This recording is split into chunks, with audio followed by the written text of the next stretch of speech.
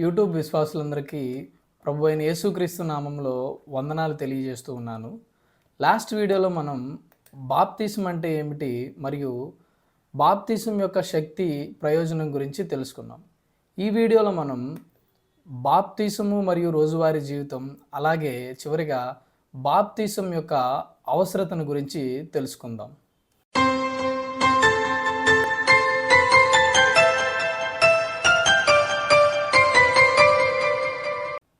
బాప్తిసము మరియు రోజువారీ జీవితం. రోమీలకు రాసిన పత్రిక 6వ అధ్యాయం 4వ వచనం మరియు కొలస్సీలకు రాసిన పత్రిక 2వ అధ్యాయం 12వ వచనం చూసినట్లయితే బాప్తిసము వలన మనము క్రీస్తు యొక్క మరణము మరియు ఆయన పునరుద్ధానంలో పాలు పొందుకుంటాం అని రాయబడి ఉంది. అలాగే ఎఫెసీలకు రాసిన పత్రిక 2వ అధ్యాయం 10వ వచనంలో చూస్తే ఆయన ద్వారా రక్షణ మరియు నూతన జన్మను పొందిన మనము దేవునికి మరియు మనుషులకు సేవ చేసే కొత్త జీవితాన్ని గడపడానికి పిలువబడి ఉన్నాము అని రాయబడి ఉంది. అలాగే లూథర్ స్మాల్ కెటసిజంలో బాప్తిసం మరియు రోజువారీ జీవితం గురించిన ఒక ప్రశ్న మరియు దాని జవాబు ఈ విధంగా రాయబడి ఉంది. ఆ ప్రశ్న ఏంటంటే, అలాంటి నీటితో బాప్తిసం తీసుకోవటం దేనిని సూచిస్తుంది అనే ప్రశ్న ఆ బుక్లో ఉంది. దానికి సమాధానంగా ఇలా రాయబడి ఉంది: మనలోని పాత ఆదాము ప్రతిదినము మారు మనస్సు మరియు పశ్చాత్తాపము ద్వారా పాతిపెట్టబడి సమస్త పాపాలు మరియు చెడు కోరికల ఎడల చనిపోవాలని, తిరిగి ప్రతి దినము కొత్త మనిషిగా జన్మించి దేవుని ముందు నీతి మరియు పరిశుద్ధతతో శాశ్వతంగా జీవించాలని సూచిస్తూ ఉంటుంది. మన జీవితంలో డబ్బు, బట్టలు, పని, విద్య, రాజకీయాలు, కార్లు, వినోదం, ఇంకా మరేదైనా ఇలాంటి వాటి గురించి నిర్ణయం తీసుకునే ముందు మనం మన శరీర కోరికలకు వ్యతిరేకంగా బాప్తిసంతో కలిసి పోరాడాలి. యేసుక్రీస్తు ప్రభువారు సాతాను శక్తులను ఓడించి బాప్తిసంలో మనలను విమోచించే గొప్ప విజయాన్ని ఉచితంగా ప్రసాదించారు. అందుకే లూథర్ ఎప్పుడు సాతాను అతన్ని శోధించడానికి ప్రయత్నించినప్పుడల్లా నేను బాప్తిసం తీసుకున్నానని ఒక ధిక్కారమైన గొంతుతో సాతాన్ని ఎదిరించేవాడు. బాప్తిసంలో క్రీస్తు యొక్క బహుమతి శక్తి ద్వారా క్రైస్తవులు ప్రతిరోజు దేవుని పిల్లలుగా తమ విలువైన స్వేచ్ఛను నొక్కి చెప్పాలి. సాతానుకు, ప్రపంచానికి మరియు సొంత శరీరానికి వ్యతిరేకంగా ధైర్యంగా క్రైస్తవులు పోరాడాలి. ఈ చివరి రోజుల్లో సాతాను శక్తుల యొక్క నటనలకు వ్యతిరేకంగా మనం పోరాడవలసి ఉన్నది. కాబట్టి సాతానుతో పోరాటమే మన రోజువారీ జీవితం అని మనం తెలుసుకోవాలి.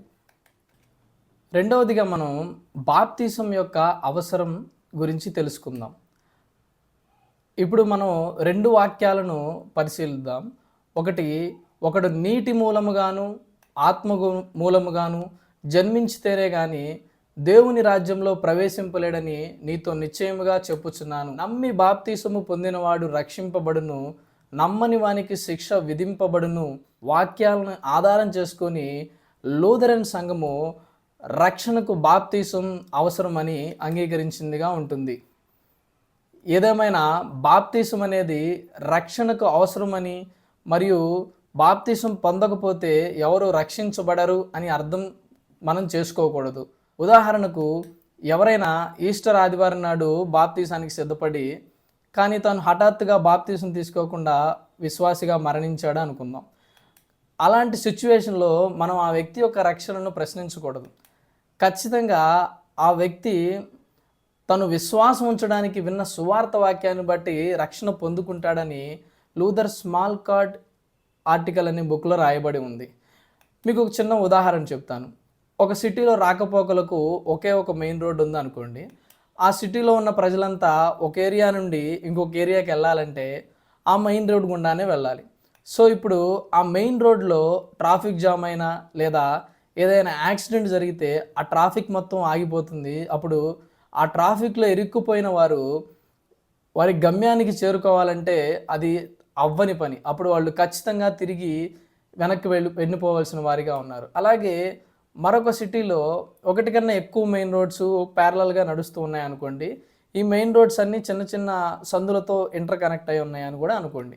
అప్పుడు ఒక మెయిన్ రోడ్లో ట్రాఫిక్ జామ్ అయినా లేదా ఏదైనా యాక్సిడెంట్ అయినా అప్పుడు ఆ డ్రైవర్ ఈజీగా ఆ సందుల్ని కనెక్ట్ చేసిన సందుల్ని యూజ్ చేసుకొని వేరే మెయిన్ రోడ్లోకి వెళ్ళిపోయి వాళ్ళు చేరవలసిన గమ్యానికి చేరుకుంటూ ఉంటాడు. అలాగే దేవుడు మనకు దయచేసిన రక్షణ, పాప క్షమాపణ, నిత్య జీవితం వంటి గమ్యాలను బాప్తీసము, ప్రభుబల్ల లేదా సువార్త వినటం వంటి మార్గాల ద్వారా మనం చేరుకోవచ్చని లేఖనాలు మనకు చెప్తున్నాయి. సో ఒక మార్గం టెంపరీగా బ్లాక్ చేయబడితే ఇంకొక మార్గం ద్వారా మనం చేరుకోవచ్చు.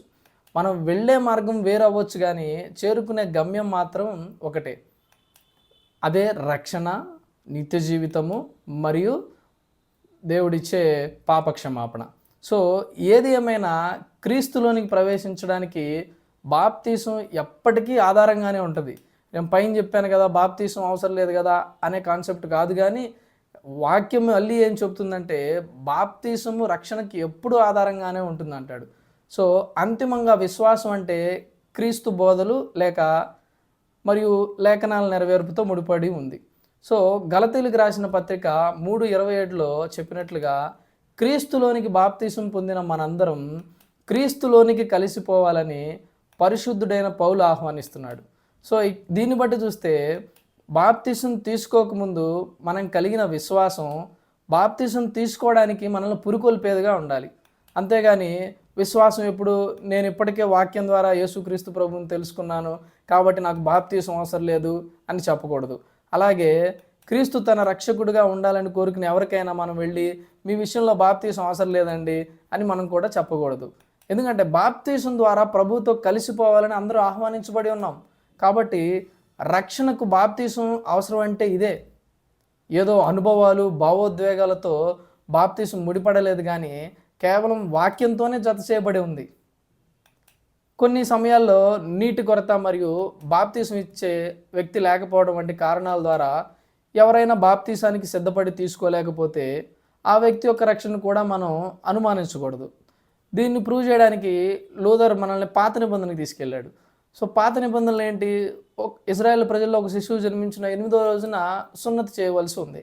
కానీ ఆ సున్నతి చేయడానికి ముందే ఆ శిశువు మరణిస్తే సున్నతి లేకుండా మరణించిన కారణంగా ఆ శిశువు కొట్టివేయబడినట్లుగా లేదంటే కోల్పోయబడినట్లుగా వాళ్ళు ఎక్కడా డిక్లేర్ చేయలేదు. అయినప్పటికీ బాప్తీసం అందుబాటులో ఉంచడానికి మన వైపు నుండి సాధ్యమైనంత ప్రయత్నం చేసి మనం బాప్తీసం అందరికీ అందుబాటులో ఉండేలాగా చూసుకోవాల్సిన బాధ్యత మనపై ఉంది. ఎప్పుడు బాప్తీసం మనం తక్కువ చూపు లేదా తేలిగ్గా తీసుకోకూడదు.